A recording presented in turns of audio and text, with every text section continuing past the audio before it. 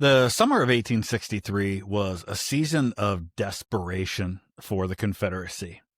The great tide of war, which for 2 years had often seemed to favor the South, was now beginning to turn. In the West, the Union war machine, methodical and relentless, was tightening its grip. General Ulysses S. Grant's army had surrounded Vicksburg, Mississippi, the last Confederate stronghold on the Great River. Confederate President Jefferson Davis had called the city the nailhead that holds the South's two halves together, and that nail was being pried loose. To lose Vicksburg was to lose the Mississippi, severing the Confederacy in two. Now, in the East, General Robert E. Lee was preparing for the ultimate gamble. He was about to lead his Army of Northern Virginia north into Pennsylvania, seeking a decisive battle on Union soil that he hoped would shatter Northern morale and end the war. The fate of the Confederacy hung on these two colossal campaigns, and the strategic environment was deteriorating by the day. It's against this backdrop of looming disaster that another altogether different kind of campaign was about to be launched. It wouldn't involve massive armies clashing over fortified hills, but a single, fast-moving column of cavalry. Its commander was a man who had become a phenomenon, a legend in his own time, Brigadier General John Hunt Morgan. Born in Alabama, but a Kentuckian to his core, Morgan was a wealthy hemp manufacturer and a veteran of the Mexican-American War. In the Confederacy, he was known as the Thunderbolt, a dashing cavalier whose daring raids deep behind enemy lines earned him comparisons to the famed swamp fox of the Revolution, Francis Marion. He was audacious, creative, and utterly fearless. And in the desperate summer of 1863, he was about to embark on the most ambitious and reckless adventure of his life. His superior, General Braxton Bragg, needed a diversion. He would give Morgan a mission, but with one critical, uncrossable line. Morgan, however, was driven by a burning ambition to bring the terror of war directly to the Northern people, and he had his own much grander design.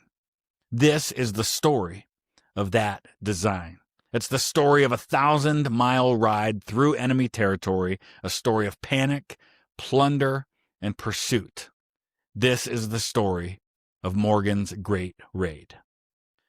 The strategic situation for Braxton Bragg's Army of Tennessee was precarious.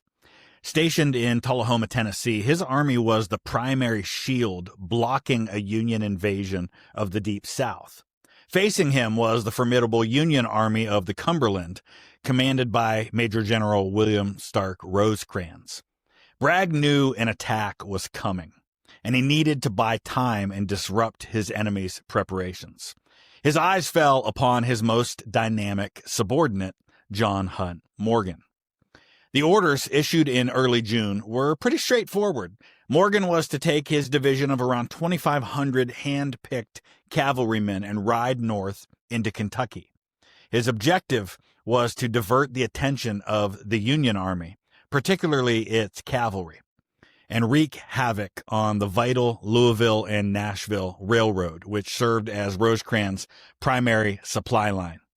Bragg gave Morgan considerable freedom to operate throughout Kentucky, but he included one explicit ironclad prohibition: under no circumstances cross the Ohio River. The river was to be the limit of his audacity. But for a man like Morgan, limits were merely suggestions. He had long dreamed of invading the North, of making the civilians who supported the war feel its sting directly. He confided his true intentions to only a few trusted officers, including his second-in-command and brother-in-law, Basil Duke. From the very beginning, Morgan had no intention of obeying Bragg's orders not to cross the Ohio River. He would raid Kentucky as instructed, but that would only be the prelude. His real destination lay across the Ohio in the untouched states of Indiana and Ohio. On June 11th, 1863, the long column of horsemen departed from Sparta, Tennessee. They crossed into Kentucky on the 2nd of July, their initial movements masked by the larger Tullahoma campaign that had just begun. But the raid's trajectory almost immediately was shaped by unexpected resistance. On July 4th, at Tebb's Bend on the Green River, Morgan's division was deflected by a tiny but determined Union force, half a regiment of the 25th Michigan Infantry. Despite being outnumbered 5-1, the Union soldiers had fortified their position and could not be broken. The delay was frustrating, a tactical warning that even small home guard units could put up a fearsome fight. The next day, July 5th, brought a victory, but one steeped in personal tragedy. At Lebanon, Morgan's men cornered 400 soldiers of the 20th Kentucky at the town's brick railroad depot. For 6 hours, the Federals held out. In one of the final Confederate charges, Morgan's youngest brother, 19-year-old Lieutenant Thomas Morgan, was shot and killed. A grieving and enraged John Hunt Morgan finally forced the garrison's surrender. The combination of being tactically checked one day and suffering a profound personal loss the next seems to have only solidified Morgan's resolve. The mission was no longer just a strategic diversion. It had become a personal quest. He turned his column northward, riding for the Ohio River and for his date with infamy. On July 8th, 1863, Morgan's raiders reached the town of Brandenburg, Kentucky, on the banks of the Ohio River. The moment of insubordination had finally arrived.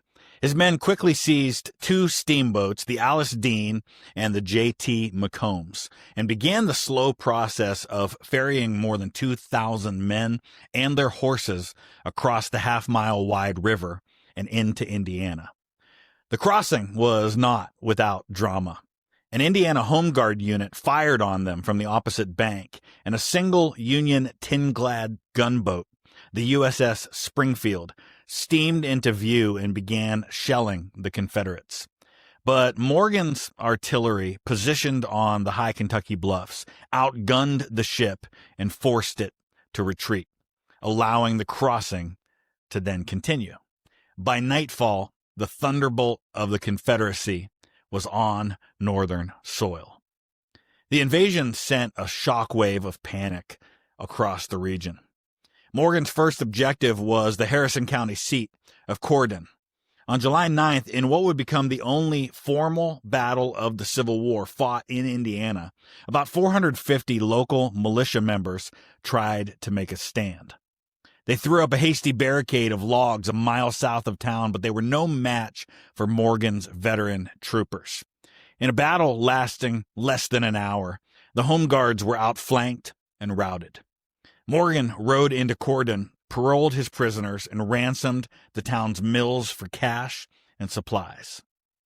From Corydon, the raid became a whirlwind of movement and destruction. For the next 2 weeks, Morgan's column snaked its way through southern Indiana and then eastward across Ohio, leaving a trail of chaos in its wake. This was more than a military operation. It was a masterclass in organized plunder. The raiders developed an almost perfect system for stealing horses, fanning out across the countryside to seize fresh mounts and leaving their own exhausted animals behind for the farmers.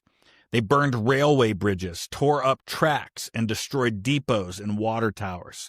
They also looted with an almost comical abandon.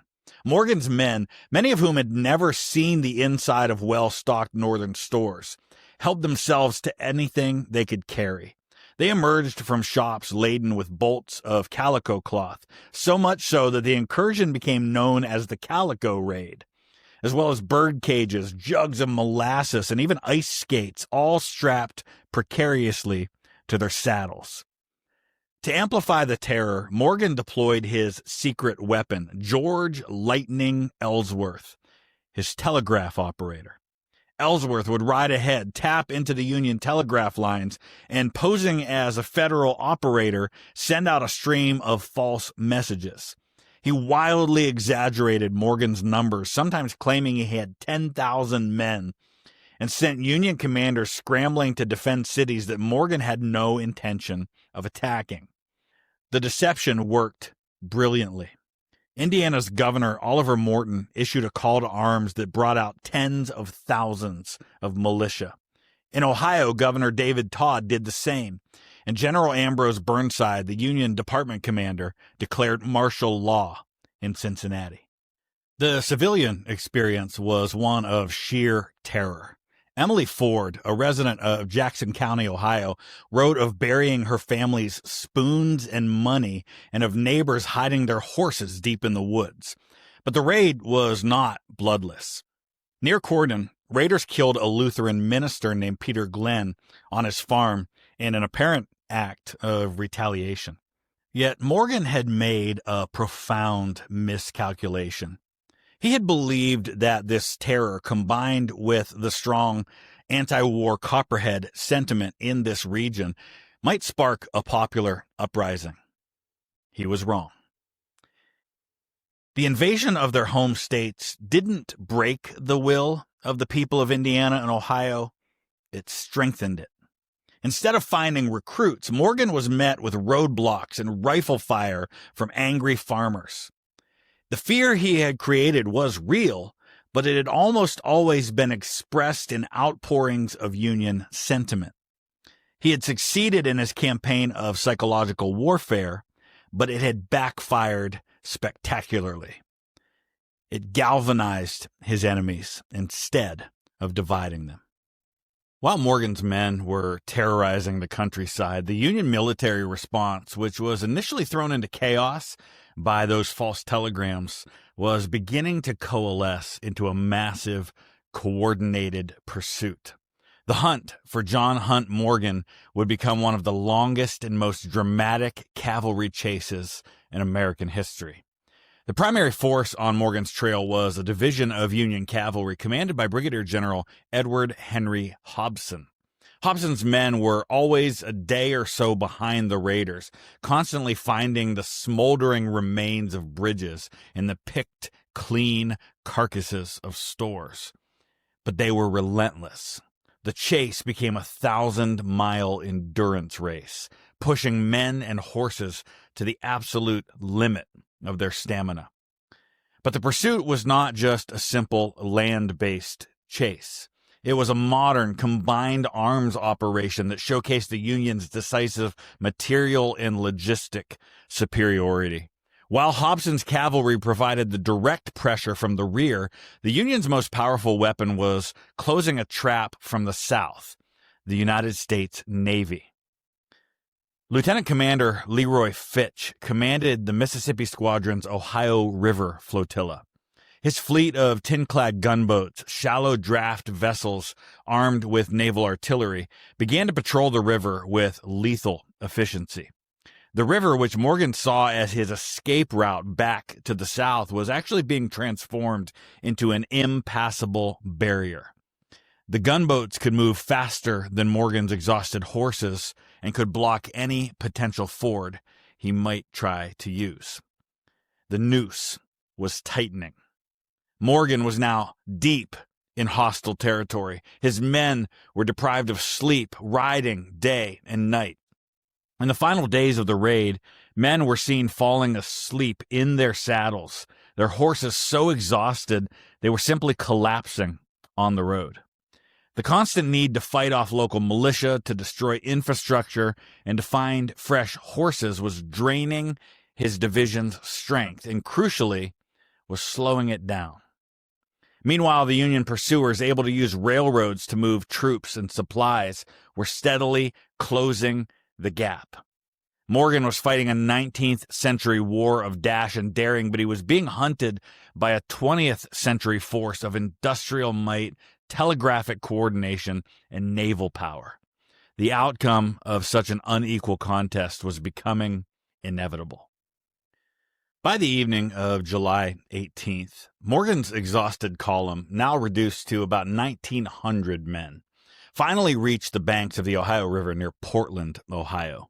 Their goal was to ford at a place called Buffington Island, but their path was blocked by a small earthwork manned by a few hundred Ohio militia. The raiders were too tired to fight, so Morgan decided to rest his men and cross in the morning.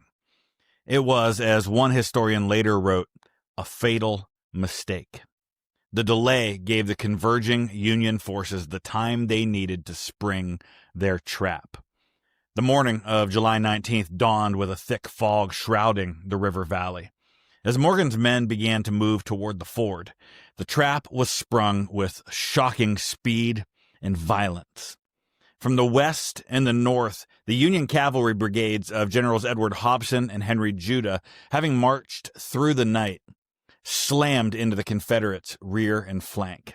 The surprised Confederates tried to form a line of battle, but before they could, a new and terrifying sound echoed from the river. Steaming through the fog into the narrow channel beside the island were Lieutenant Commander Fitch's gunboats, including the USS Moose. They opened fire with their naval cannons, spraying the Confederate position with shell and shrapnel. Morgan's men were caught in a horrific crossfire, pinned on a flat, open floodplain, with Federal cavalry charging their flank and naval artillery tearing their lines apart from the river. Their position was hopeless. The Battle of Buffington Island was not really a battle at all. It was a rout. Panic and confusion seized the Confederate ranks. Men broke and ran for their lives, trying to escape the deadly storm of iron. The fight was over in less than 2 hours. It was a catastrophic defeat. More than 750 of Morgan's raiders were captured, including his most trusted subordinate, Basil Duke. Hundreds more were killed, wounded, or scattered into the Ohio countryside. In the chaos, Morgan himself, along with about 700 of his men, found a narrow, unguarded path through the woods and managed to escape encirclement. But his division was shattered. The Great Raid as a coherent military operation was over, destroyed on the foggy banks of the Ohio River. The battle was a stark lesson in the changing nature of warfare. The romantic idea of the cavalry raider had proven no match for the coordinated power of infantry, cavalry, and naval artillery. For another week, John Hunt Morgan and the few hundred men who escaped the disaster at Buffington Island fled further north, desperately searching for another place to cross the river. They were hunted relentlessly by Union cavalry and local militia. Finally, on July 26, 1863, near the town of Salineville, Ohio, a final battle was fought. The men fled north again, depleted even further. And there, exhausted, surrounded, and hopelessly outnumbered, just outside the town of Lisbon, Morgan surrendered his command. His great raid had ended, ironically, at the northernmost point ever reached by a uniformed Confederate force during the entire war. What followed was a deliberate humiliation. Instead of being treated as a prisoner of war, a high-ranking general who had surrendered in the field, Morgan and his officers were declared to be common criminals. By order of Union authorities, they were transported to Columbus and incarcerated in the Ohio State Penitentiary. The message was clear. In the Union's eyes, these were not soldiers, but horse thieves and bandits. For 4 months, the Thunderbolt of the Confederacy languished in a prison cell. But his story wasn't quite over. Morgan and 6 of his officers, led by the ingenious Captain Thomas Hines, devised a daring escape plan. Using simple kitchen knives, they spent weeks patiently chipping away at the stone floor of a cell, opening a passage into an air chamber below. This is stuff right out of Shawshank Redemption, if you think about it, and it would make a fantastic movie if it was ever put to film. On the night of November 27th, 1863, just a week after Abraham Lincoln gave his Gettysburg address in southern Pennsylvania, the raiders made their move. They crawled through the tunnel into the prison yard, fashioned a rope from their bedclothes, and scaled the massive outer walls to freedom. Morgan's escape was as audacious as his raid had been. With money his sister had smuggled to him inside a Bible, he coolly walked to the Columbus train station and bought a ticket to Cincinnati. Just before the train pulled into the city, he jumped from the moving car, made his way to the Ohio River, and crossed back into friendly territory in Kentucky, eventually rejoining Confederate lines. The escape was a sensation, a stunning act of individual daring that salvaged Morgan's personal reputation from the ashes of what had been a military failure. It allowed him to be remembered not for a strategic folly that cost the South an entire cavalry division, but for the personal bravado that made him a folk hero. So how do we judge Morgan's great raid? On one hand, its tactical accomplishments were impressive. Over 26 days, his men rode more than 1,000 miles, captured and paroled around 6,000 Union soldiers, destroyed 34 bridges, disrupted railroads at over 60 locations, and diverted tens of thousands of Union troops from other duties. They caused widespread panic and brought the war home to the North in a way that few other commanders ever did. But on the other hand, the raid was a profound strategic failure. It gained, in the words of the official records, no tactical advantage for the Confederacy. It didn't significantly delay General Rosecrans' advance in Tennessee. It failed to spark a political uprising in the North. And most critically, it resulted in the complete destruction of Morgan's veteran cavalry division, a loss of nearly 2,000 elite horsemen that the manpower-starved Confederacy just couldn't afford. Morgan's blatant insubordination shattered the trust of his superiors. After his celebrated escape, his credibility was so low that he was restricted to relatively minor operations. His later career was a shadow of its former glory. In September of 1864, he was surprised by a Union raid in Greeneville, Tennessee, and was shot and killed while trying to escape. In the end, the Great Raid of 1863 remains one of the Civil War's most fascinating episodes. You can actually retrace the steps of the raid today. There's the John Hunt Morgan Trail, which runs right up here to my neck of the woods. My church is in Salineville, Ohio, the site of the northernmost battle of the American Civil War. And we can visit the graves locally of Confederate soldiers who died on that day in July of 1863. We can see markers that indicate the places where Morgan's movements happened, where they spent their last night before the surrender near Bergholz, Ohio, where I grew up going to church camp. And you can visit the site near a place that doesn't really exist anymore called West Point, Ohio. It's really just south of Lisbon, which most people in this area know pretty well. And you can see the site that I visited in childhood where Morgan surrendered his command.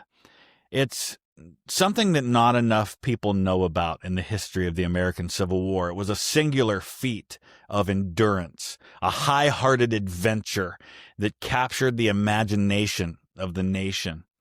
But it was also a spectacular, strategically bankrupt failure. A glorious ride to nowhere that perfectly encapsulated the bravado, the romance, and the fatal flaws of its commander, the Thunderbolt of the Confederacy, John Hunt Morgan. Thanks for listening.